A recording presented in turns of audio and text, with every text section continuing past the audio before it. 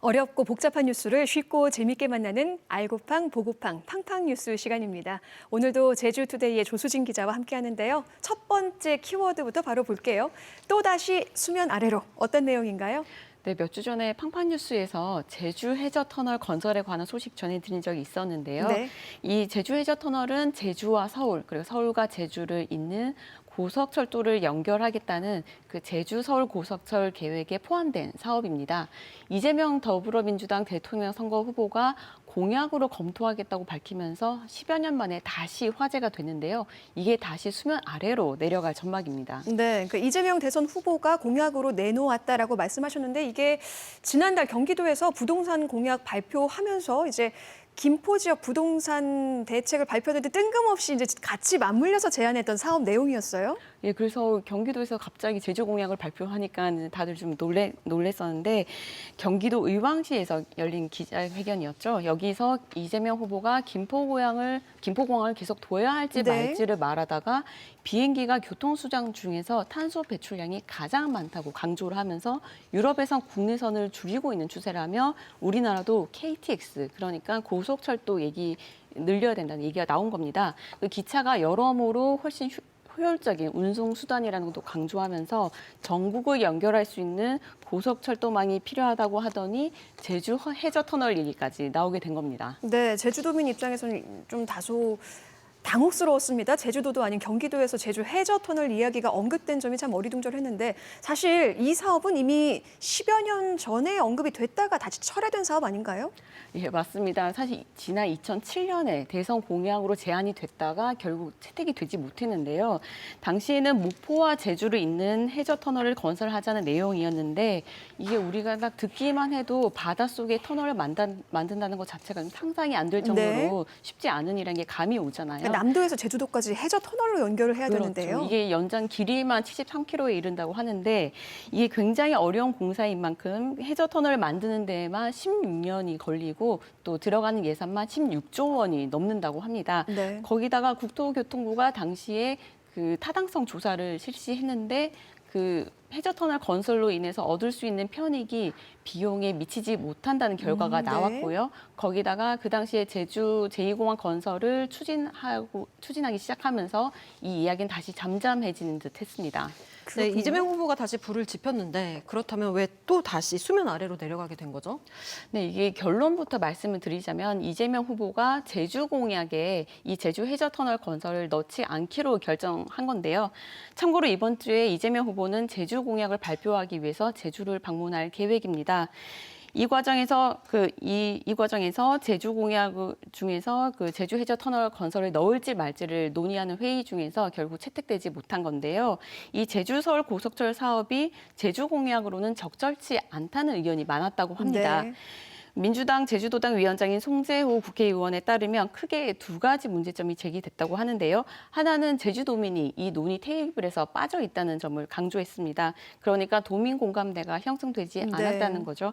또 다른 이유는 제2공항 건설도 지금 추진될지 말지 결정이 안 된 상황에서 제주 해저터널 건설하자고 또 논의가 나온다면 이건 또다시 도민사회 갈등을 더욱 커지게 할 것이라는 우려 네. 때문이라고 얘기했습니다. 그야말로 제주도 패싱 아니냐라는 논란이 일만도 합니다. 사실 그동안 이 해저터널 문제는 제주도 내에서 제주도민 사이에서 공론화된 적은 한 번도 없었죠? 네, 맞습니다. 송재호 의원도 그 부분을 지적하긴 했는데요. 송 의원은 해저터널 같이 지역사회에 큰 영향을 미치는 대규모 건설 사업을 할 때는 미리 도민들에게 자세하게 알려서 공론화가 이루어질 기회를 줘야 한다고 말했습니다. 네. 도민 스스로가 결정을 내릴 수 있게끔 해야 한다는 건데요. 사실 제2공항 문제도 이런 과정이 없었기 때문에 지금같이 큰 갈등이 심화된 게 아니냐라고 말을 했습니다. 네, 근데 사실 이 송 의원은 해저터널 문제에 대해서 지역 균형 발전 차원에서도 필요하다, 줄곧 이제 긍정적인 입장을 보여온 걸로 알고 있어요. 네, 사실 제주 지역 국회의원 3명 중에서는 가장 적극적으로 이 필요성을 좀 어필을 해왔었는데요. 얼마 전 한 방송에서는 출연해서 KTX망으로 서울과 제주를 연결하는 해저 고속철도 건설을 이재명 후보와 함께 제주 공약으로 가장 먼저 준비하고 있다고 얘기를 한 적이 있었고요. 또 다른 방송에선 제주-서울 고속철은 대한민국의 지역을 연결하는 균형 발전 정책의 가장 큰 교통축이 될 건데 여기서 제주가 빠지게 된다면 제주의 미래가 좀 우려된다고도 하기도 했습니다.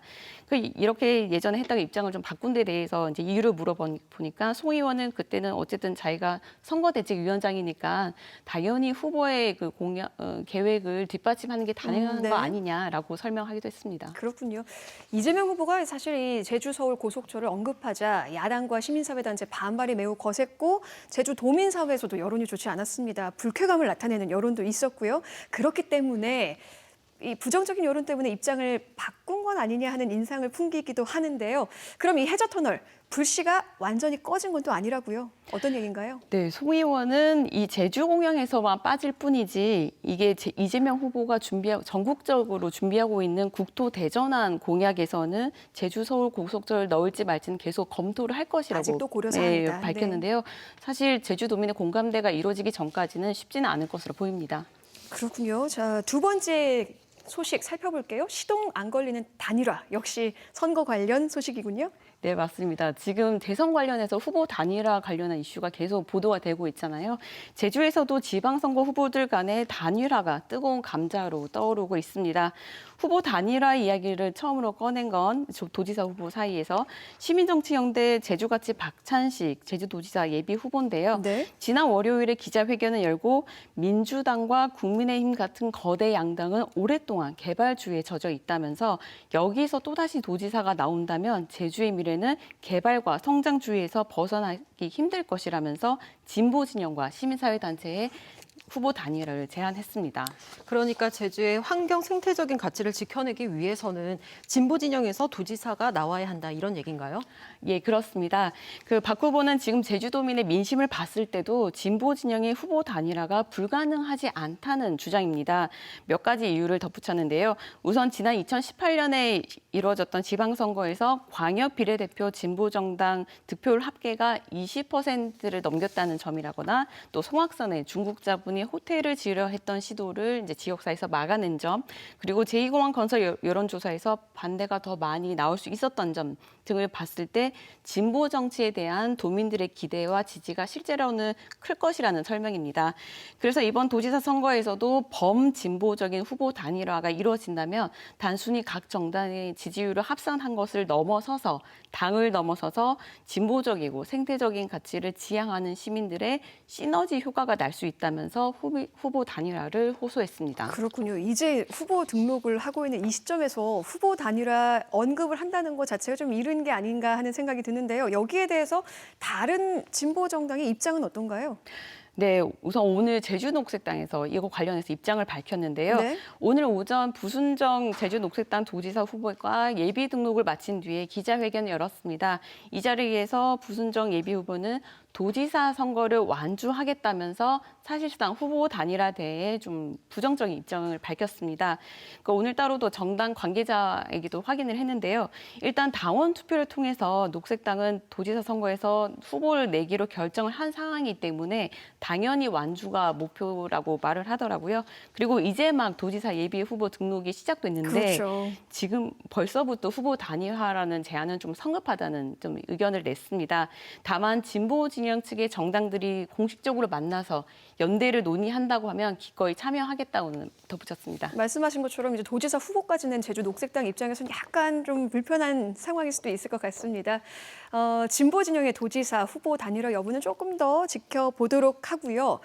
교육감 선거에서도 후보 단일화가 또 주요한 관전 포인트가 됐어요. 네, 그렇습니다. 지금 교육감 선거의 경우에는 이성민 교육감이 3선 도전할 뜻을 밝힌 가운데 출마 선언을 했거나 거론이 되고 있는 인물들 간의 후보 단일화 논의가 치열하게 이루어지고 있습니다. 네. 참고로 고창근 전 제주도 교육청 교육국장과 김광수 전 도의회 교육의원이 출마를 선언한 상태이고요. 이 밖에 김장영 교육위원과 김창식 교육위원도 출마를 고민하고 있습니다. 이 4명은 모두 보수 성향으로 구분이 되는데요. 아무래도 정교조 출신인 이성문 교육감에게 공감하고 있는 것으로 알려졌습니다. 그렇군요. 그런데 키워드는 시동 안 걸리는 단일화예요. 시동이 안 걸렸다는 건 지금 시작을 했다는 건가요? 시작도 못 했다는 건가요?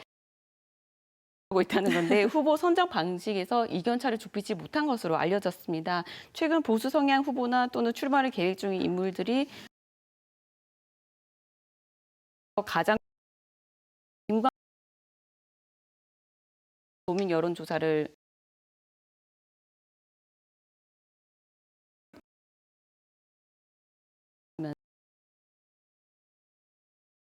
뭐 시동을